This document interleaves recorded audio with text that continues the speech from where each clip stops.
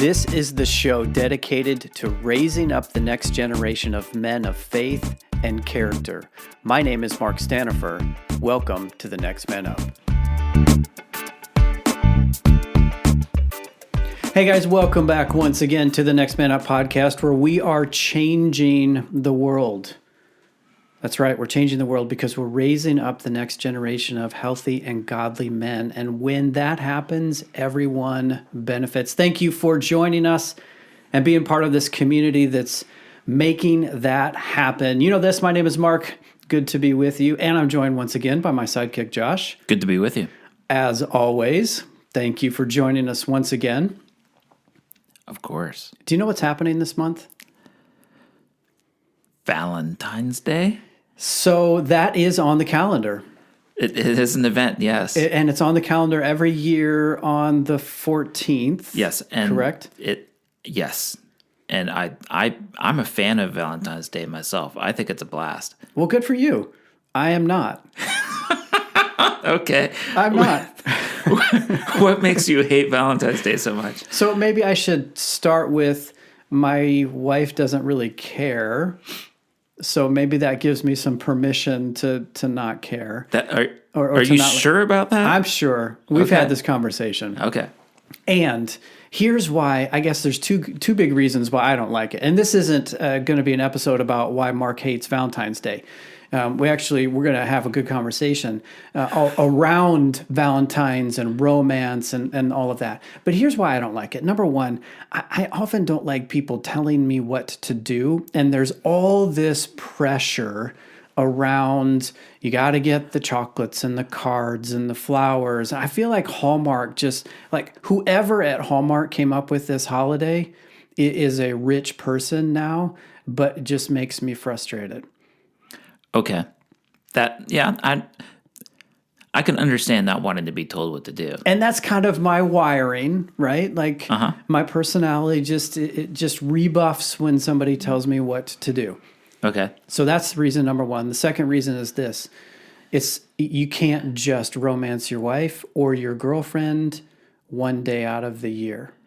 And I feel like too often we think that, if I make a good showing on Valentine's Day, then I'm kind of good for the year, or at least half a year until that other stupid holiday in the fall called Sweetest Day comes around, right? But like, so there's a little more depth to that one. It shouldn't just be one day a year. It should be all year round. I agree with that sentiment. I know Valentine's Day sentiments, blah blah blah. I don't like. I've never felt like Valentine's Day was like. Once, like, I'll throw her like a dozen roses and like a box of chocolates and I'm good for the year. I've never felt that. Okay.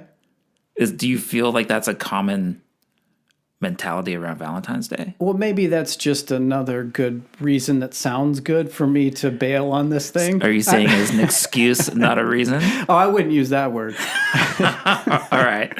No, but like, I do think there is a mindset that is, and maybe this isn't many, maybe it's not a majority, but there is a mindset that says, I can be a jerk, but I can make up for it with some flowers and some chocolates and on a special holiday, right? Yeah, there is I'll agree with that. That's probably not a healthy way of approaching it, but lots of guys try to do that. That's right.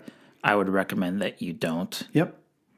That's not honoring your wife. It's not, or your commitment to honor the wife. Okay, so I don't know where you're going, but like I want to know why you enjoy this and how and why you have fun with it, because that's not been my experience. Okay, so I have all this pent up Valentine's Day expectations from my high school days. Like I never had a high school sweetheart. Like I never had the high school romance thing. And my wife and I got married late. Like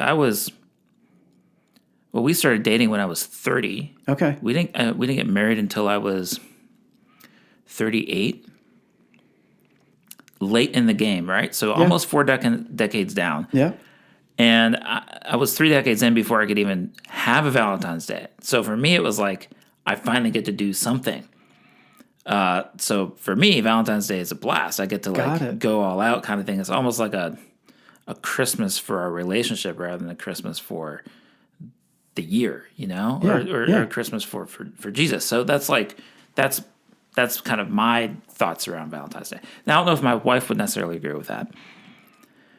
So I think that if you look at our relationship, I'm probably the romantic one and she's not. Okay. And she would admit to that. She's just not. That's not how her brain's wired. Yeah. And she would be more along your lines of one day isn't going to do it. One day does not a trend make. No, it doesn't. And I totally agree. One day does not a trend make. But you can have a trend and have a milestone or like an event as a thing that's part of the trend. So I'm tracking with you, and I have to admit I like the perspective of a Christmas for our relationship. I like that. I just came up with that. Like that's not something that I've been like mulling around, like waiting to drop it on someone. Like, well, own it, because I think there's something to that. Now I feel awkward. Okay, so kind of like how my wife feels on Valentine's Day, but that's a different. Well, anyway. So I missed this whole like high school romance thing, and that's like a huge part of most teenagers' lives is girlfriend boyfriend thing in high school, starting to learn how to date, starting to like how do you romance a woman, everything that comes along with it. I kind of had to do a lot of reading and like fumbling around and making an idiot of myself in my 30s when you shouldn't really be making a complete idiot of yourself. So, and you have two teenage boys, one who just got married, one who just graduated from high school. Like, what's your experience been? Like, did you have a high school sweetheart?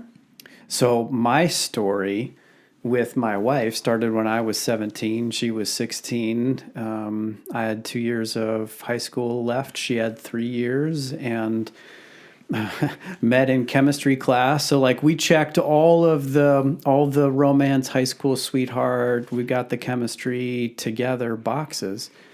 And then that continued through college, and we married. We went to different colleges, and then we married after we both graduated. She accelerated her college degree, got done a little sooner so that we could get married a little bit sooner. So yes, and she wasn't my first girlfriend in high school. I was way too girl focused. I was way too girl. I don't know that I was girl crazy, but I was way too girl focused. And then I met Kristen, and it's like, oh yeah, so this is what I've been looking for all along, and it didn't end my girl focus per se. But it gave me a better example of what I've been looking for. And, so 5.5 years of dating life and 25 years of marriage, like 30 years together. I think we got a pretty good thing going, and she would say that as well. But like those teenage years, navigating through that, and how do I look at, how do I treat, how do I respond, how do I take care of, like, how do I do that? I certainly didn't do it as well as I could have, as well as I should have. And as I was raising up my boys, I was always hoping, literally praying, help them to do better than I did. Help them not to make the same mistakes that I did. Help them to do better. I mean, that opens up the question of like, how did you help your sons navigate their teenage years based on your experience during your teenage years? Yeah, so in some good ways and maybe some ways that definitely some ways that I would do different. So for me, the girl focus had a strong sexual theme to it, like a sexual current to it. And like I won't get into my past and some of the details, but there was a line that I didn't cross, so to speak, leading up to marriage, but there was also a lot of stuff that I'm just not proud of. The way I treated some of the girls and the things that I felt like I was entitled to as part of the relationship. I look back on now and like, oh my goodness. So my thought as my boys got older was, how do I keep them from experiencing some of that? How do I keep them from seeing just the physical appearance? How do I channel and harness that? And when you start to go down that path, pornography, it's just immediately there because statistics will tell you 9, 10 years old, 80% or so of boys have already experienced pornography, have witnessed it. And with our devices and technology, it's just so much easier than when I was a kid. So honestly, Josh, for a long period of time, it was keep them away from pornography, keep them away from premarital sex, keep them away from the sexual brokenness that is so much a part of that young boy, that teenage culture growing up. So I think today, 10 years later, I think I see the conversation and have drifted as they've gotten older, have drifted more in this direction. Shifted is a better way to say it. I see the conversation bigger. I see it less about don't do pornography because of these things, don't do premarital sex because of these things, don't. A lot of that back then came out of my more legalistic upbringing or perspective. And it shifted to a bigger conversation around, well, what is a healthy way to treat a girl? What are you looking for in that romantic companion? What is the goal? Why do you want a companion? And it's natural to be drawn to that other person. It's how we're wired, go all the way back to creation. But it isn't necessarily a requirement. It's not like you're incomplete without that other person. And, we use language like she completes me or we're soulmates. And I get all that. But how can you be content with who you are and content with the relationship with your Heavenly Father that you're pursuing and the person that you're becoming, and not be so wrapped up in, I need to have a girlfriend or a spouse in order to fill that hole? And at the same time, be open to the companionship and the joy and the relationship that comes. So, I don't know how I would have presented this to a 10-year-old because there's a lot of deep concepts in there. But I think it's really elevating the conversation around the why and what are you going after and how can you channel some of these natural urges and also restrain some of these natural urges so that you can have a healthy life yourself and a healthy relationship with a girl. Does that make sense? That was a lot. You let me go on and on there. Well, I think that what you're saying is solely defining our relationships with women solely on what you're not supposed to do doesn't help that much. No. That you really need to define it by the what to do. It's not that you just brush away the what not to do. Right. But it has to be talked about in contrast to what to do. So when you talk about treating a girl with respect and honoring them, well, pornography is not going to honor them. That's right. So it works against your ability to treat them as a person rather than an object of sexual gratification. That's right. So you have to have a conversation about what to do and contrast it with what not to do. Yeah. Does that sound about right? And I think early on I was more focused on the what not to do. And a lot of that was coming out of, I want my kids to be better than I was at this age, So what kind of conversations did you have? Did you, if you could, I don't know, I'm making up a number here, but if you had if you could say that there were 3 key conversations you had with your boys as they were dealing with this romance thing in high school, what were those 3 pieces of advice or conversations that you would have or that you did have with your boys? Yeah, good question.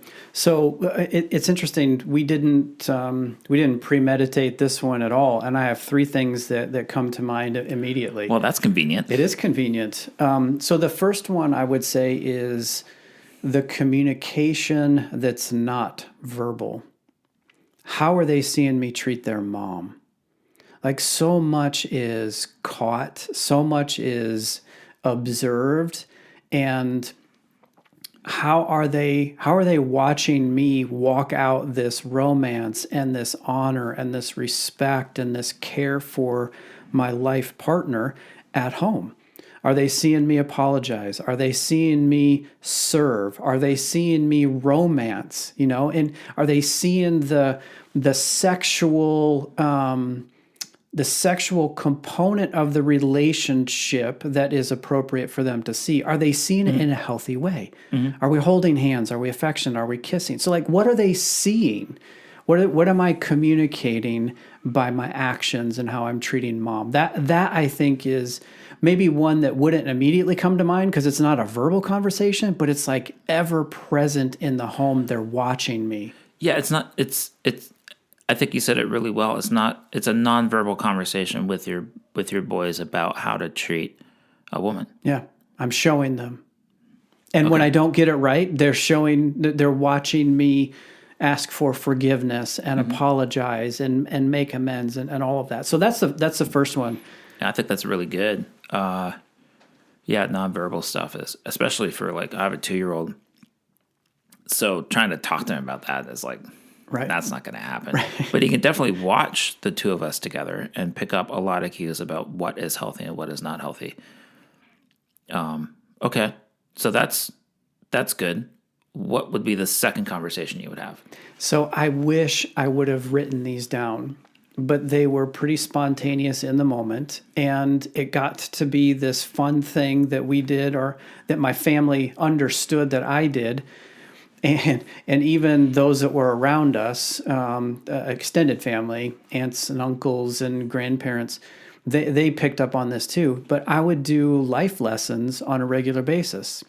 So 8-year-old, 9-year-old boy at the table, we're eating dinner, and he says, "Mom, how much do you weigh?" And Dad's like, "Whoa, hold on a second here. Life lesson, young man. Don't ask a woman about how much she weighs." And so, like, that's just one example, but like subtle things done in a fun and humorous way that give them some cues on how to communicate or how to treat a girl. There's been an interesting progression in our home with some of the relationships that my boys have had about giving gifts and buying things. And so, like we were talking about before, Valentine's Day is something that you can celebrate, but how much is too much, especially for the first Valentine's Day and then the next one and the next one. And I've had a little fun with this, but like, dude, don't set the bar too high right out of the gate. Oh, dude, that was my total, like... So I had like 30 years of Valentine's Days saved up for my now wife when we started dating. And like, I like spent all of it on our first Valentine's Day. There's no way I will ever clear that bar again. Yep. So yeah, tactical error there.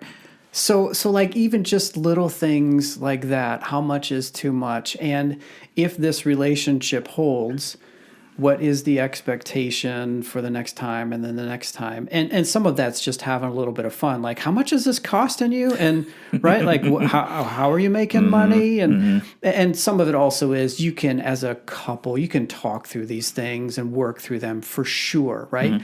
But especially in the dating space, helping them to know how much is a good amount, whether that's money or activity, or a third component here would be like the emotional investment. How much is it worth to invest yourself in this relationship so early on emotionally when you don't yet really know this person, or you don't know whether it's got staying power, or you're 13 years old. Trust me that I know a thing or two because I've seen a thing or two. Have some fun with this at 13, but boy, you got a long way to go before you're at the age at which you might marry up with somebody. So anyway, these life lessons and these little moments along the way, just having some fun and yet teaching them some things to be thinking about. So did you have those conversations intentionally? Like, did you sit down with your son and say, okay, so you have a girlfriend, it's your first Valentine's Day together. What are you planning? Like, was it that specific and intentional, or was it more casual, and like, how did that happen? Yeah, it was both. And it involved my wife too, especially with one of my kids who, you don't know this yet because your child isn't old enough and your second one hasn't arrived yet. But there are different connections that you have with different kids. And it's been interesting. Sometimes I need to press in because my voice is heard a little more strongly with one, and then the wife presses in with the other because there's a different connection there.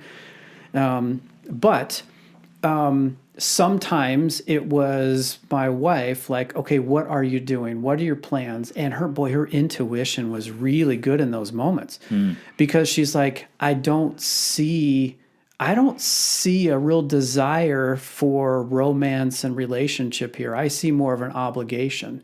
Or onto another relationship, it's like, well, this one is completely different.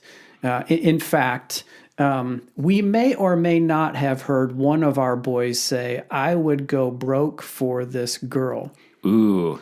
Which I understood the sentiment, but what that communicated to us is this relationship matters to him in a way that the other ones didn't. And so whether it was the casual life lesson, spontaneous things that were sort of fun and picking on the boys, like, hold up here, you do not want to do that, or instead do this, whether it was that more casual or conversations I was having or she was having with them, just helping them to sort it out. Josh, I'm kind of riffing here, but I remember helping one of my boys work through a breakup. That's like, I don't even know how to walk that through. So we must have done okay because the mom of the girl thanked my boy for how it all went down. Wow, that's right? huge. Right? Now, there was a relationship already there. It wasn't a stranger. There was a relationship with the girl before, during, and after. So there were some other dynamics in the context here. But like, to be able to effectively break off a relationship and for the parent of that girl to be like, thank you for how you did this and for being clear, like that's unheard of. I was super proud of that boy. Did you coach him through that? Or I did. You did? I did. Well, you did a good job, it sounds like. It was a lengthy and multifaceted conversation and some role playing, know, what do you say in this situation? What do you want to say very clearly? How do you say it in such a way that isn't just, I'm putting you down as a person, like I'm dropping you like some dirty clothes. How do you say it in such a way that, and this will lead into my next one. But how do you do it in such a way that you honor her? Okay. Now, so before we jump into the next one, so I'm curious about this because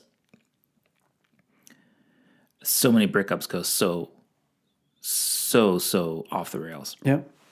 What is it that your son did, or what was the content of that conversation? Not the specifics, but like, what was the tone of that conversation that led to that girlfriend's mom thanking him? I think the tone was essentially, there is somebody better for you than me. And I respect you enough to be able to make this break because there's a better fit. This isn't the best fit for either of us. There's somebody that's better for you, and I want that for you. And so I'm going to have this difficult conversation and separate here so that you can go be more fulfilled, more happy, more satisfied. That was like the theme that we were trying to work through. So it wasn't, he didn't dump her, he cut her loose. Yeah, sure. So that she wasn't tied to him. That's right. Interesting. Okay, cool. Okay, so what's the third conversation? So this is the one that I think I'm most proud of and wish I would have started sooner. But the timing worked well with my own development, with the initiation process, the things coming together around defining manhood and what it means to be a man. And it's taking this perspective that someday you will most likely have a wife. We're wired for the connection. Now, that wife isn't a requirement. It doesn't make you a better person than someone who doesn't have a wife, right? Like but it's how God wired us in the beginning. And so when you keep that in mind, that there's somebody out there for you, how do you honor that woman, that girl, that person in your actions today at 10? At 12, at 15, at 18, at 30, when you finally find someone that you think might qualify, how do you honor your wife? The girl that you're with may or may not be, you don't know, but how do you honor her in such a way that you're honoring your wife throughout this whole process? And again, it's not so much do's or don'ts, right? Like Jesus said, love people. There's no laws against love. Right. So it's not so much about the laws of don't cross this line, is first base, second base, third base, almost home, like zoom way out from there and start talking about how can you honor this person that you don't even know? Take it even a step further. How do you pray for this person that you don't even know in such a way that you're always thinking about, am I living in a way that honors her? Like that's a big bar. You will never get it perfect. I've not gotten it perfect. You won't get it perfect. Your boys won't get it perfect. We all know that. But when you set the bar there, it completely undercuts all of the do's and the don'ts and the rule following, and it shapes how you interact with that other person. It seems like the question to ask is this for the other person's best interests? That seems to be, to me, like how you measure love, or whether it's something is loving or not. Is it for their best interest, or are you just trying to like extract some value from the relationship, right, for your own gratification? Right. And I know you're not saying this, but let's be clear. It's not to say that there isn't some benefit that you get out of that relationship, right? Correct. There's right. joy and there's fulfillment and there's the word is escaping me. Companionship. There we go. Yeah, there we go. Yeah, it's like those are the benefits that come back to you, but in the process, you are served first, and not in an unhealthy way, because we could go down that path too. But you're serving other first focused. Yeah, and that's the whole like. And this isn't just for romantic relationships. This is just relationships in general. Is there needs to be a two-way street. If you're the only one that's giving and you're not receiving anything in return, then this isn't a relationship. Broken. Something's messed up here. Yeah. But if everything that you're doing is trying to extract from them, or if anything that you're doing is trying to get something out of them because they owe you, or some sort of give and take kind of thing where you're trying to like grab onto what you deserve out of the relationship, well, then it's broken in a different way. That's right. There's got to be this mutual, I'm working for your best interest and you're working for my best interest at the same time. Yep. And, if your teenage boy is pressuring his girlfriend to have sex, then he's just trying to extract as much value and gratification out of it as he can. That's right. That violates the love principle. That's right. And that's true for, the whole premarital sex thing feels like a very 90s push. Like statistically speaking, that's not the issue now. The issue's other stuff. Yep. But if your son is demanding his girlfriend to, I don't know, drive him everywhere. Yeah. Like that's a problem. Or vice versa. Or give up her friends and her social life and do only what he wants to do, right? Like yeah. You could go on and on and on. So there's got to be that give and take, and it's so easy to not have those conversations about the two-way streetness. I don't know if that's a proper way. Reciprocation. Yes, there you go. That's the word.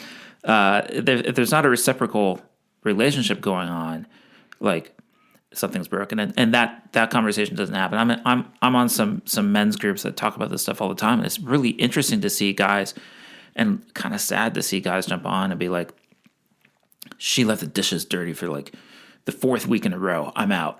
I'm like, you're getting divorced over dirty dishes? Like, come on, man. Yeah. Like, and you have there's 3 kids involved?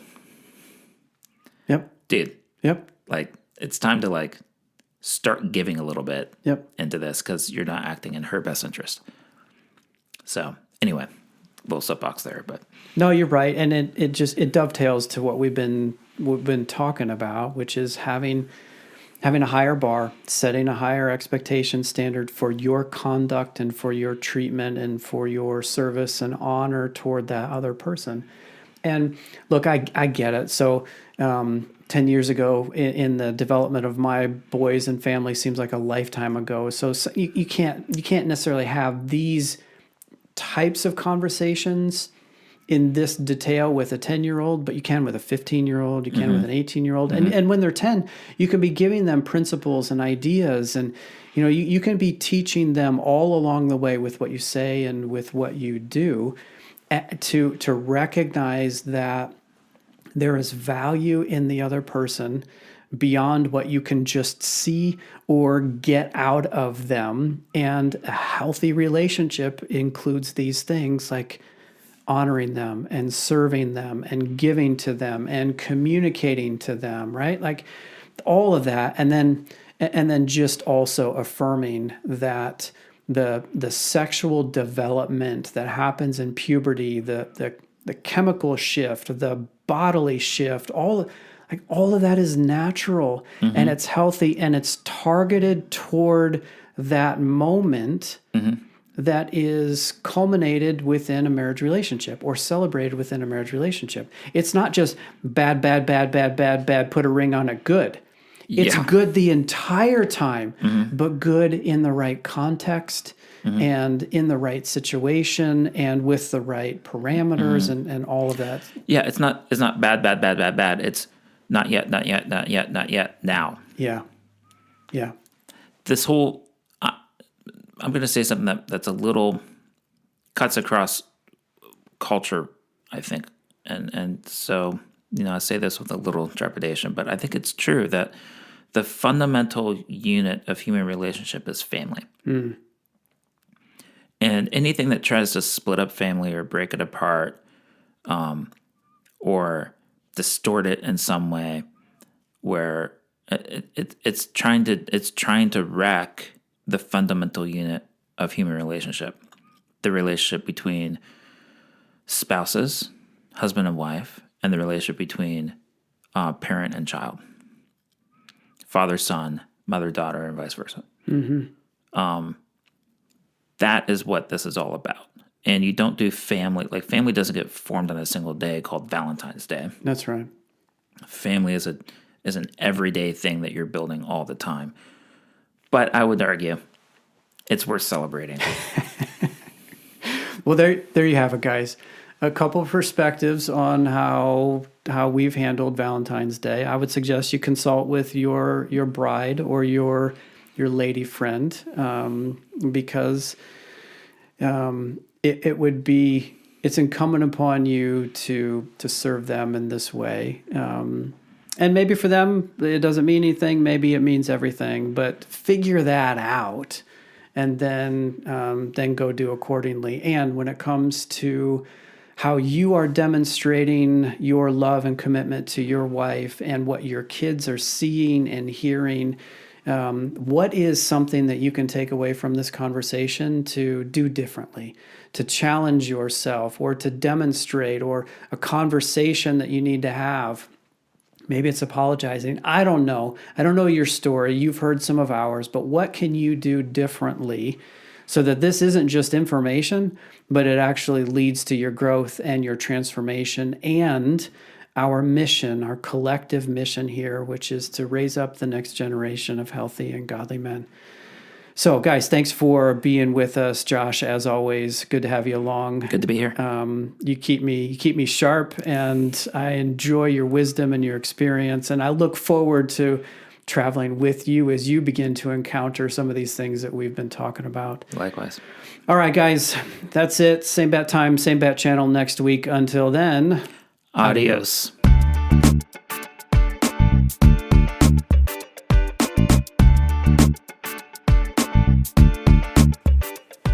Hey, listeners, thanks for journeying with us on this Next Man Up podcast.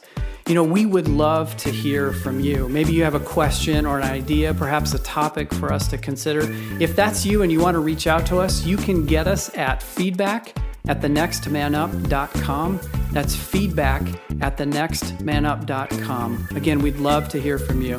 Until next time, we'll see you later.